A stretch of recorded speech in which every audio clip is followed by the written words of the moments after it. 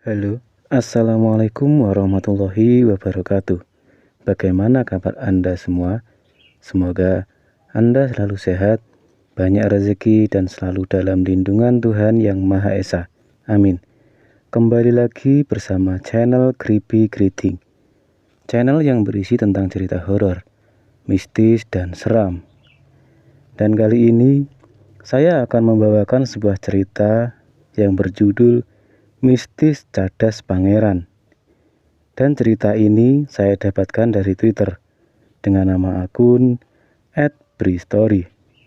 Bagi teman-teman yang ingin membaca ceritanya secara langsung, link saya sertakan di kolom deskripsi. Dan jangan lupa untuk follow juga akun Twitter sang penulis untuk sebuah apresiasi kepada sang penulis cerita ini. Bersama saya, Bang Yon, mari kita mulai ceritanya.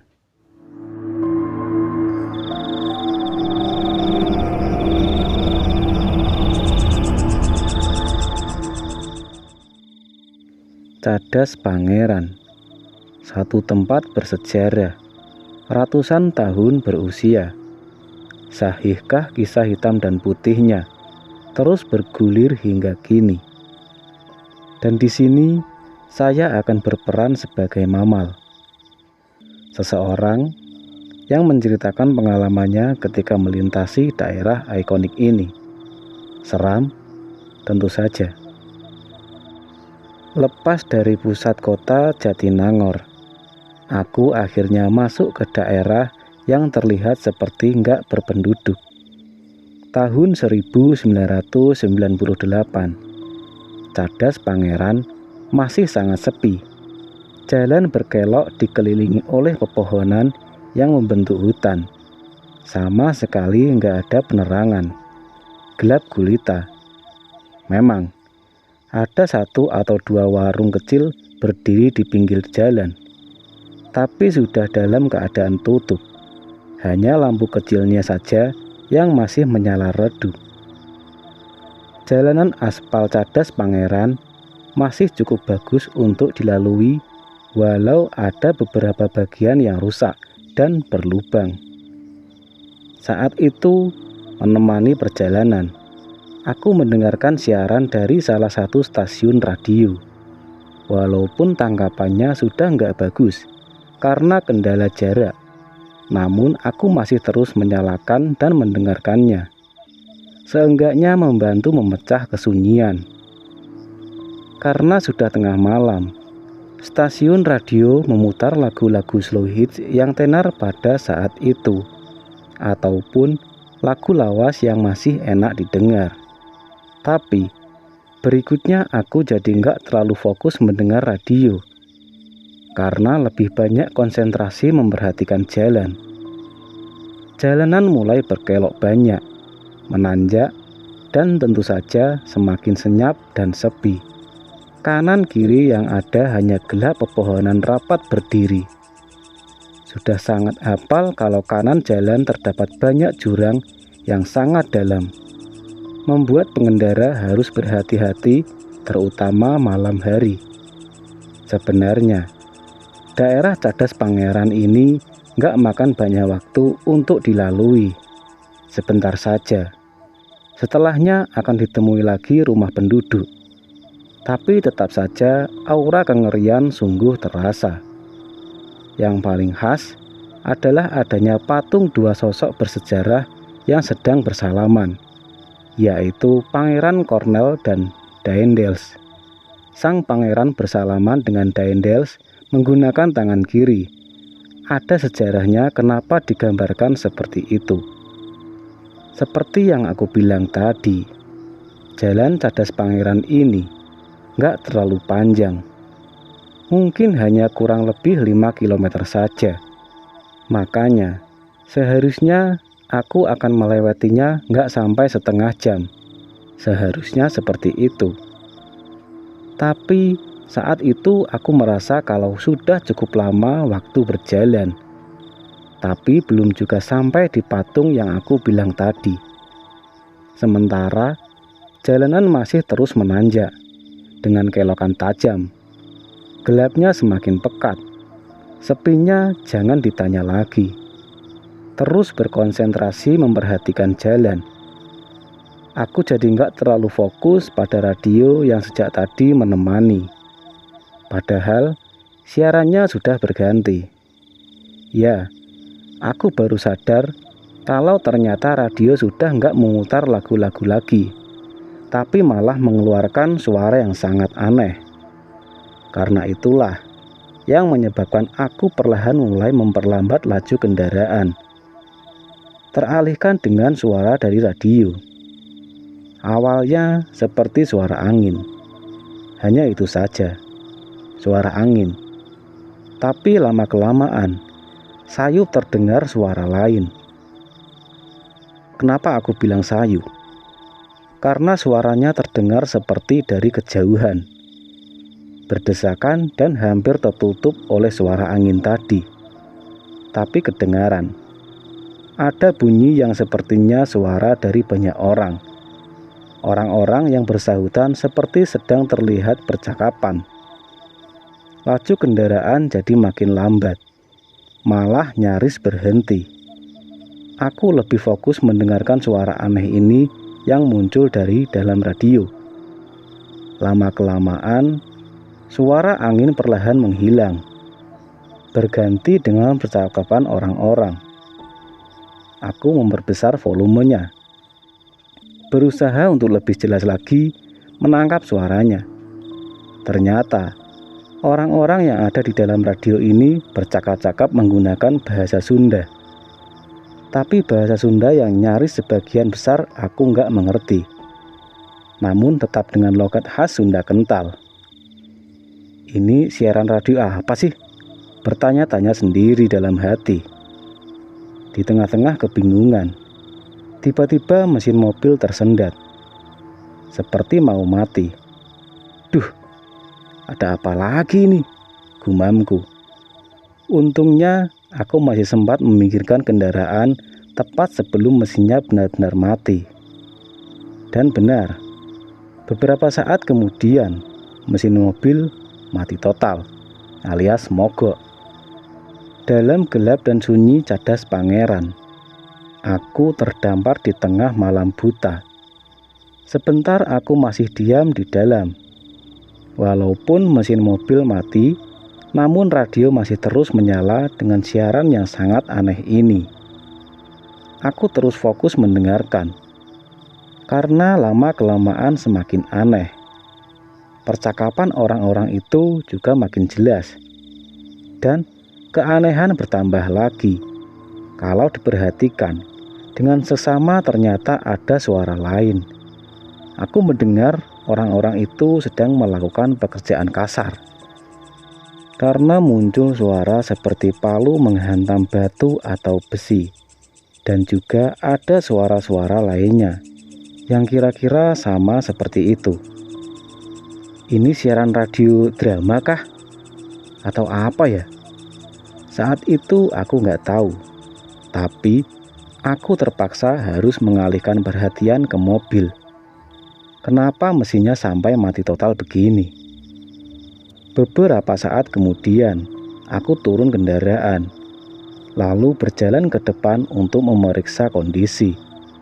Berbekal lampu senter di tangan, aku membuka kap mesin, memeriksanya.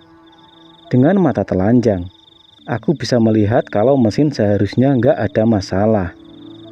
Bahan bakar masih terisi penuh. Harusnya benar nggak ada masalah. Tapi kenapa malah mogok?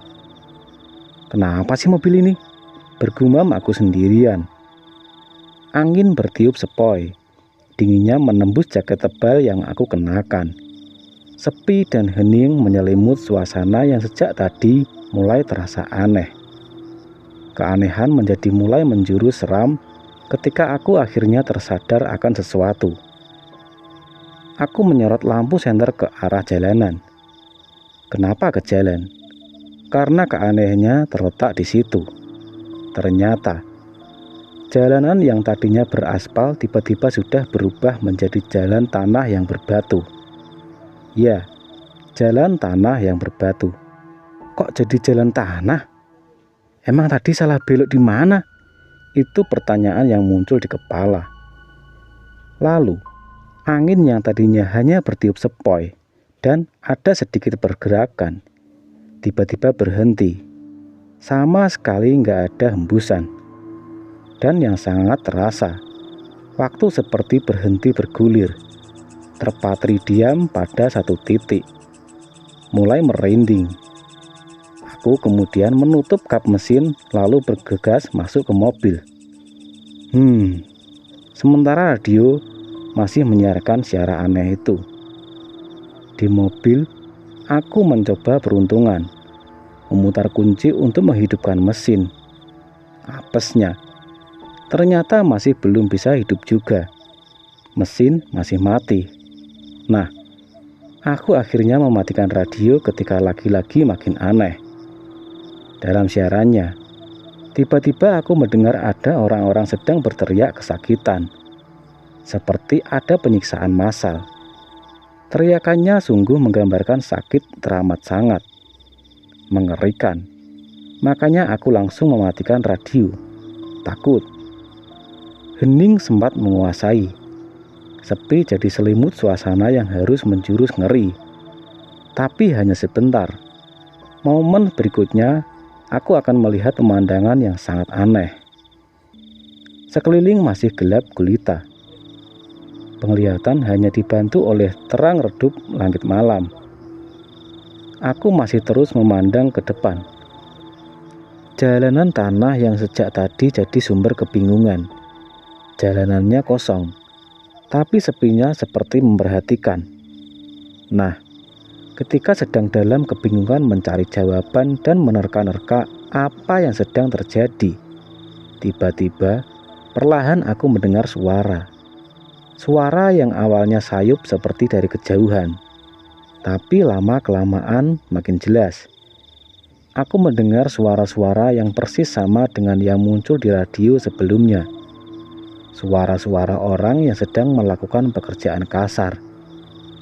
Namun kali ini bukan radio, dari luar.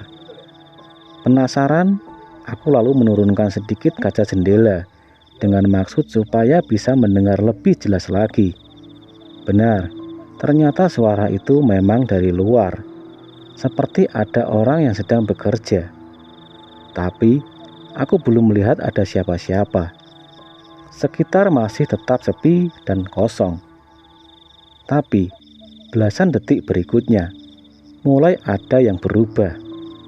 Ada pemandangan yang awalnya sangat samar, memincingkan mata, berusaha memastikan kalau penglihatanku nggak salah. Karena melihat ada pergerakan nggak jauh dari depan. Aku melihat ada orang yang sepertinya sedang bekerja di jalan. Karena gelap, aku masih melihat penampakan sosok itu dalam bentuk siluet. Tapi lama-kelamaan, aku jadi yakin kalau dia memang sedang bekerja. Karena tangannya sedang mengayunkan perkakas lalu menghantamkannya ke jalan. Berulang-ulang. Siapa dia? Dia lagi ngapain tengah malam begini? Dalam hatiku bertanya-tanya. Nah, yang awalnya aku melihat sosok itu sedang bekerja sendirian. Lama-kelamaan muncul sosok lain. Satu persatu bermunculan di tempat berbeda. Berbencar, namun masih di wilayah yang sama. Ada yang kelihatan sangat jauh, ada pula yang hanya beberapa meter dari kendaraan. Dan sama, mereka semua terlihat seperti sedang bekerja. Beberapa di antaranya malah ada yang sambil berbincang. Tapi ya itu, aku tetap melihat dalam bentuk bayangan hitam. Sama sekali nggak bisa melihat wajah mereka dengan jelas. Padahal ada beberapa sosok berdiri sangat dekat jaraknya. Ketakutan mulai menyeruak isi kepala, karena aku tiba-tiba ambil kesimpulan kalau mereka ini bukan manusia. Keseraman membuat udara dingin jadi sama sekali nggak terasa. Cukup lama memperhatikan mereka semua, sampai akhirnya aku berasumsi kalau mereka seperti sedang bekerja membuat jalan. Jalanan tanah yang jadi sumber kebingunganku dari awal. Tuhan, sedang terdampar di manakah aku ini? Dalam hatiku. Dan seperti terhipnotis, aku terus-terusan memerhatikan pemandangan seram itu. Sampai-sampai nggak sadar kalau ternyata ada sosok yang sedang memperhatikan aku. Sosok ini berdiri tepat di samping kendaraan, persis pintu kanan. Tubuhnya nyaris menempel badan mobil, sangat dekat. Tentu saja aku kaget. Sosok seram ini hanya berdiri diam, namun sangat berbeda dengan sosok seram lain yang sudah muncul duluan. Dia nggak berbentuk bayangan hitam. Aku melihat dengan jelas kalau dia berbentuk sosok manusia. Sangat jelas, aku melihat garis mukanya. Berperawakan tinggi besar, berkumis, bertopi bundar, berpakaian warna putih lusuh dengan beberapa saku di depan. Benar, dia orang bule, terlihat seperti mandor Belanda. Kami sempat bertatapan cukup lama. Wajahnya mengerikan, tersenyum datar tanpa ekspresi. Aku sangat ketakutan. Mandor Belanda ini tangan kanannya memegang tongkat pendek. Nah, dengan tongkat ini, dia lalu mengetuk kaca jendela. Aku semakin panik. Gak tahu apa yang harus dilakukan. Gak kuat, lalu aku menundukkan wajah, menempelkan kepala ke setir mobil. Gak berani melihat sekeliling, apalagi menatap sosok yang ada di sebelah kanan. Menangis ketakutan. Bait-bait doa mulai keluar dari mulut. Aku meminta pertolongannya. Sementara itu, suara ketukan jendela masih terus terdengar. Seram. Gak aku berani melihatnya lagi. Lebih memilih untuk terus menunduk sambil berdoa. Ya, ketukan pada jendela terus-terusan terdengar. Namun, lama-kelamaan ketukan makin jarang. Sampai akhirnya menghilang sama sekali. Suara-suara sosok yang sedang bekerja pun ikut menghilang. Sepi dan hening kembali menguasai. Tapi aku masih tetap terus menundukkan kepala, belum berani melihat sekitar. Beberapa menit lamanya berlangsung seperti itu. Sampai ketika tiba-tiba ketukan itu muncul lagi. Kembali tubuhku bergetar. Terus-terusan ketukan pada jendela ada lagi. Kang, Kang, Kang. Tapi setelahnya aku malah mendengar ada suara memanggil seperti itu. Tentu saja, aku langsung menoleh ke jendela. Ternyata, di luar sudah ada dua orang pemuda. Yang satu berdiri di samping jendela mengetuk kaca mobil. Yang satu lagi duduk di atas motor. Aku lalu memandang sekitar. Ternyata, sosok-sosok seram sudah menghilang. Dan jalanan sudah berubah berganti lagi jadi jalan aspal. Aku lalu membuka kaca jendela. Dalam bahasa Sunda, pemuda yang satu bertanya, "Kang, kenapa sendirian berhenti di sini? Mobilnya mogok?" Muhun, yang artinya, "Iya," aku menjawab begitu. "Ada yang bisa kami bantu?" Pemuda itu bertanya lagi. Aku lalu refleks memutar kunci untuk menyalakan mesin. Nah, ternyata mobil langsung menyala normal. Sama sekali nggak ada tanda-tanda kerusakan. Alhamdulillah, udah nyala lagi. Makasih ya. Dengan ramah aku bilang begitu, karena merasa sangat terbantu dengan mereka berdua. Ya sudah. Lalu mereka kembali melanjutkan perjalanan dengan motornya. Aku mengikuti dari belakang.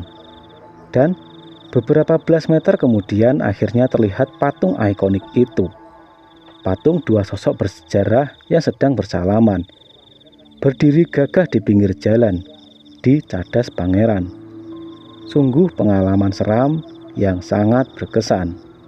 Dan cerita pun selesai. Dan demikianlah kisah seram yang dialami oleh Mamal, seseorang yang melintas di jalanan Cadas Pangeran ketika malam hari. Tetap ikuti terus channel Keripik Keriting agar Anda tak ketinggalan cerita horor, seram, dan mistis lainnya. Saya, Bang Yon, pamit undur diri. Sampai bertemu di cerita seram selanjutnya. Assalamualaikum warahmatullahi wabarakatuh.